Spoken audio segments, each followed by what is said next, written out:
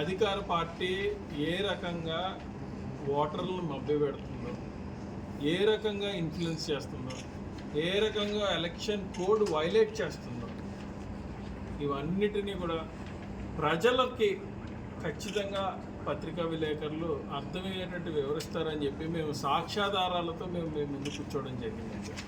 ఈ రోజున ఇది Telugu Desam party, TDP party Hyderabad, Bengaluru నగరాల్లో లేదంటే వేరే వేరే జిల్లాల్లో ఉన్నటువంటి ఓటర్లని బస్సు టికెట్లు కొని మరీ ఈస్ట్ వెస్ట్ గోదావరి రప్పిస్తున్నారు ఓటు వేయించుకోవడానికి.